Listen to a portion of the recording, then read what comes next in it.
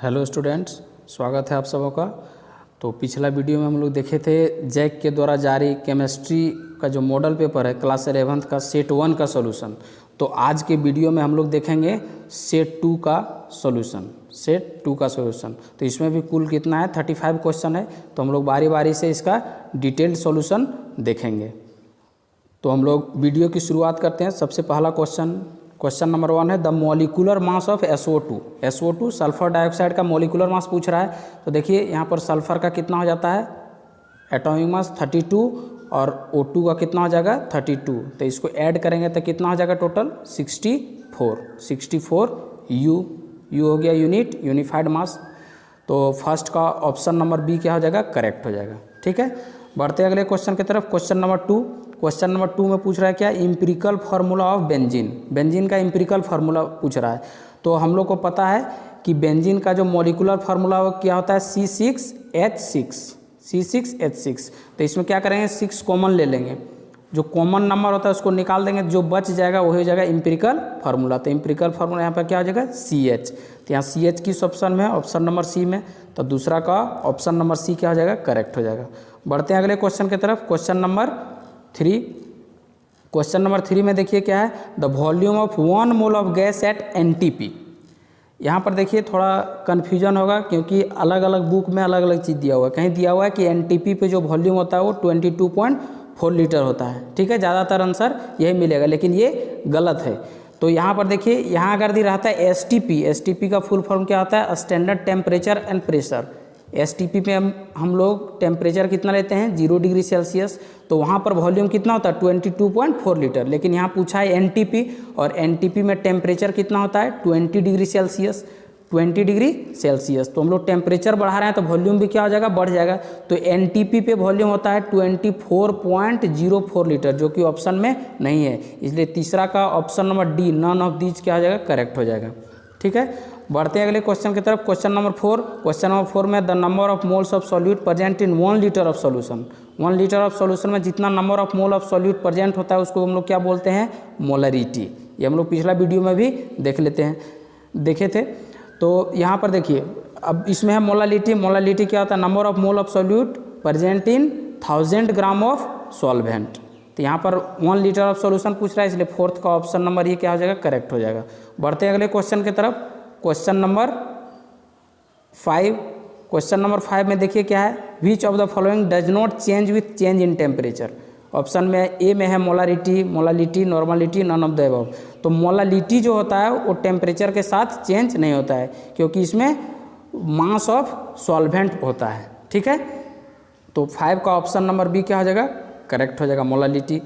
अब देखते हैं क्वेश्चन नंबर 6 में क्या है the amount of CO2 that could be produced when 1 mole of carbon is burned in air. तो देखिए 1 मोल कार्बन को जब हम लोग एयर में ऑक्सीजन में बर्न करते हैं तो यहाँ क्या देता है CO2 कार्बन डाइऑक्साइड गैस।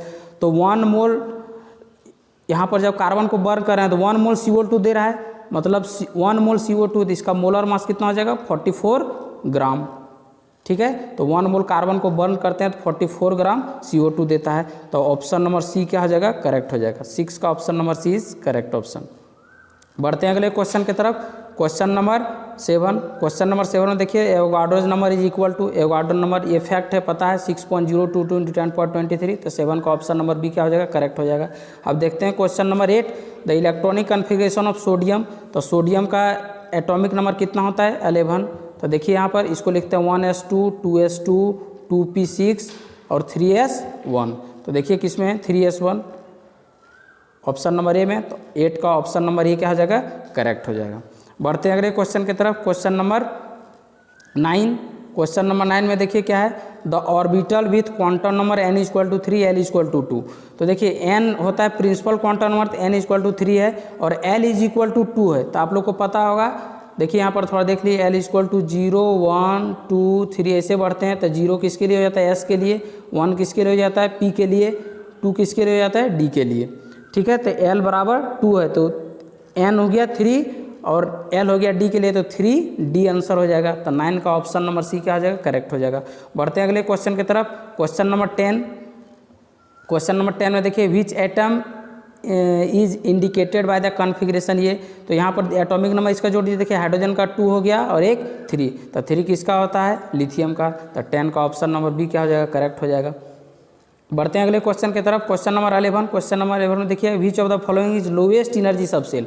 तो हम लोग ध्यान रखना है कि सबसेल का एनर्जी हम लोग किससे निकालते हैं, n+l रूल से, ठीक है। तो सबका n+l निकाल लेते हैं। तो n देखिए फर्स्ट में कितना है 3 और l d के लिए कितना हो जाता है, अभी हम लोग देखे थे, इसका कितना हो जाता है 2, तो 3 और 2 कितना हो गया, 5 हो गया।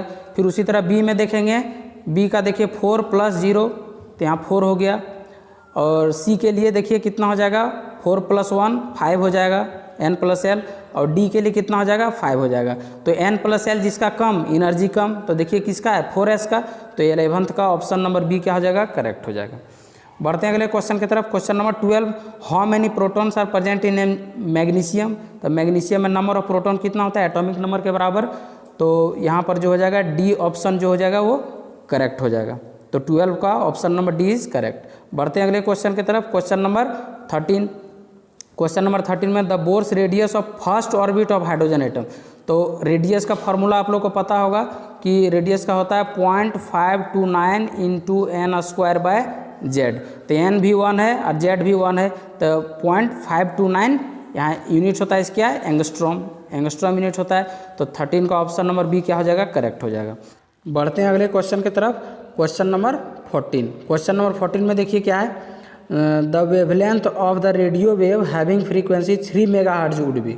बोल रहा है कि कोई रेडियो वेव है जिसका फ्रीक्वेंसी 3 मेगाहर्ट्ज है, तो वेवलेंथ क्या होगा। तो हम लोग को पता है यहाँ पर फ्रीक्वेंसी न्यू इक्वल टू क्या हो जाता है, c/λ। तो हम लोग को क्या निकालने बोला है, वेवलेंथ। तो लैम्डा इक्वल टू अगर करेंगे तो c/ कितना हो जाएगा, न्यू हो जाएगा, c/न्यू हो जाएगा।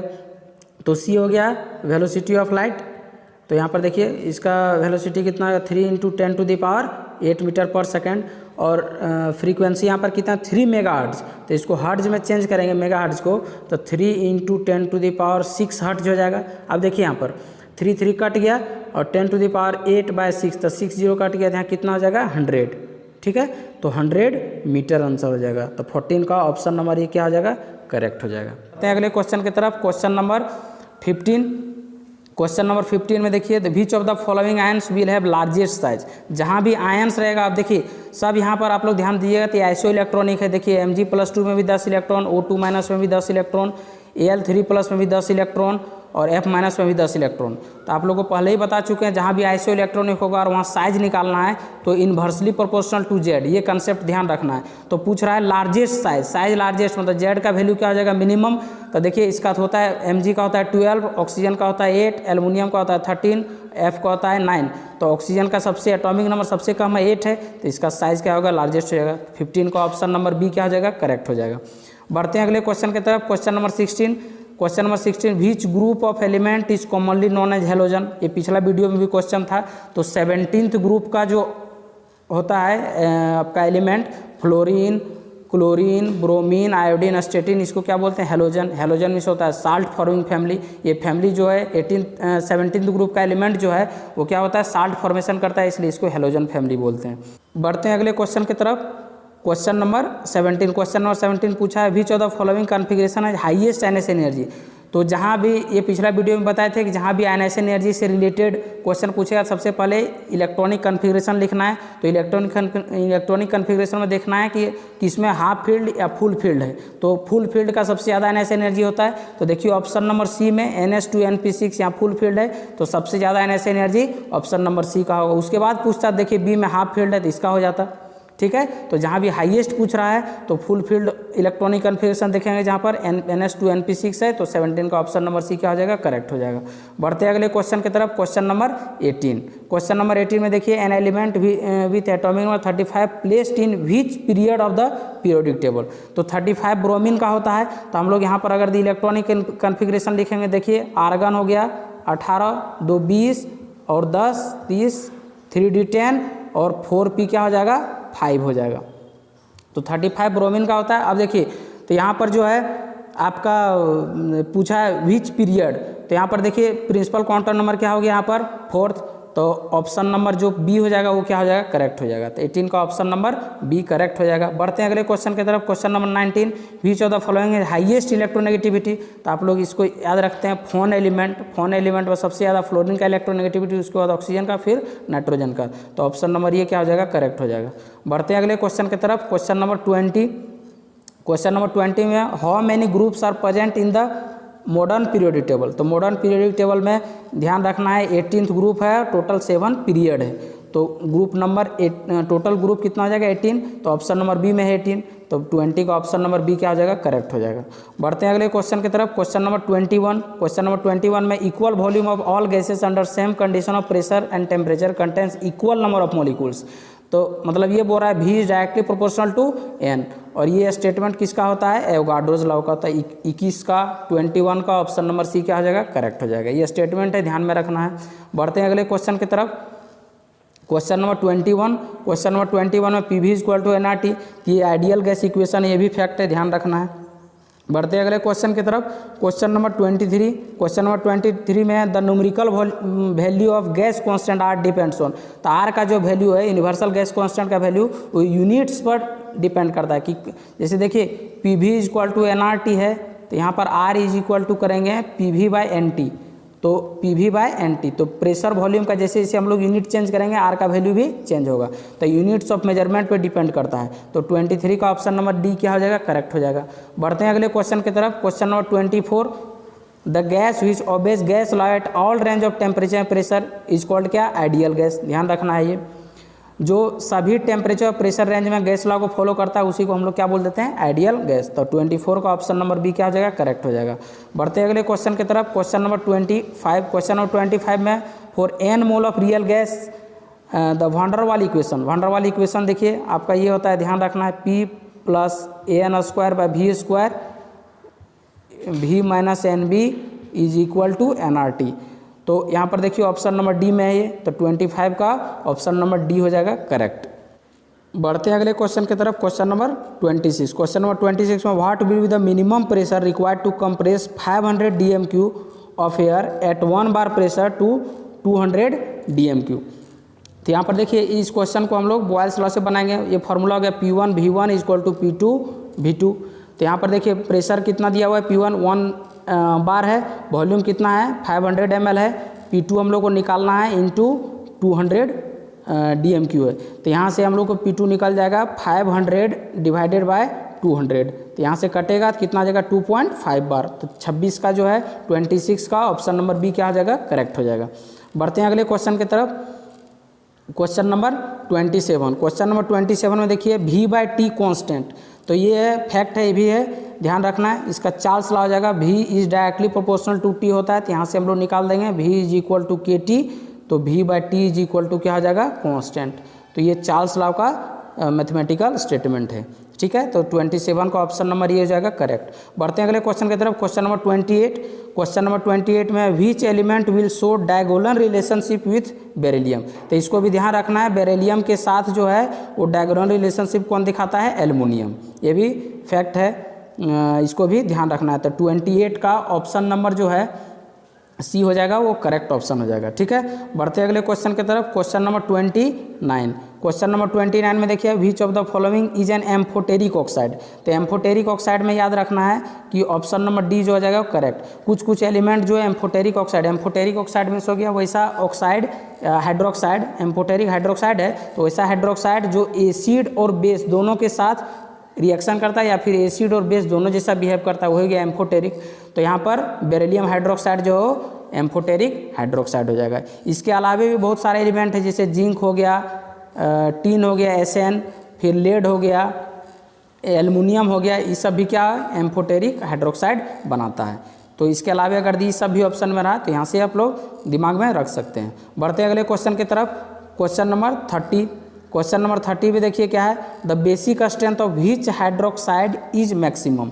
तो आप लोगों को पता है कि राइट टू लेफ्ट जब हम लोग बढ़ते हैं और टॉप टू बॉटम जब बढ़ते हैं तो मेटालिक कैरेक्टर क्या होता है, बढ़ता है। अब मेटालिक कैरेक्टर जैसे जैसे बढ़ेगा तो उसका जो स्ट्रेंथ है, बेसिक स्ट्रेंथ भी क्या होगा, वो ज़्यादा होगा, क्योंकि मेटल का हाइड्रोक्साइड और ऑक्साइड क्या होता है, बेसिक इन नेचर। तो हम लोग जैसे ही ऊपर से नीचे बढ़ते हैं, जैसे देखिए लिथियम, सोडियम, पोटासियम, तो पोटासियम सबसे नीचे, तो इसका मेटालिक कैरेक्टर सबसे ज़्यादा होगा, इसलिए इसका हाइड्रोक्साइड का बेसिक स्ट्रेंथ वो सबसे ज़्यादा होगा। तो 30 का ऑप्शन नंबर डी क्या हो जाएगा, करेक्ट। KOH इसका सबसे ज़्यादा, जितना भी ऑप्शन दिया गया है उसमें सबसे ज़्यादा बेसिक स्ट्रेंथ पोटेशियम हाइड्रोक्साइड का होगा। बढ़ते हैं अगले क्वेश्चन की तरफ, क्वेश्चन नंबर 31। क्वेश्चन नंबर 31 में देखिए, outer electronic configuration of S block, ये पिछला वीडियो में भी था। एस ब्लॉक का जो है ग्रुप 1 का होता है क्या, NS1, और ग्रुप 2 का होता है NS2। तो 1 से लेकर 2 तक वेरी करेगा, तो ऑप्शन नंबर सी जो है करेक्ट ऑप्शन होगा, 31 का ऑप्शन नंबर सी। बढ़ते अगले क्वेश्चन की तरफ, क्वेश्चन नंबर 32। क्वेश्चन नंबर 32 में नोमेनक्लेचर है, what is the IUPAC name of the compound, ये गिवन कंपाउंड है। तो देखिए यहाँ पर ये जो Cl है ये दूसरा नंबर कार्बन पर रहेगा, तो हम लोग सबसे पहले करते हैं क्या, प्रिंसिपल चेन सेलेक्ट करते हैं। तो नंबरिंग इधर से करेंगे, जिधर से फंक्शनल ग्रुप है 1 2 3 4 5, तो 2 पे क्या है क्लोरो, 2 क्लोरो, और यहाँ पर क्या है आपका अल्डिहाइड फंक्शनल ग्रुप है, इसलिए इसके एंड में अल लगेगा, तो 2 क्लोरोपेंटेनल। तो 32 का ऑप्शन नंबर बी क्या हो जाएगा, करेक्ट हो जाएगा।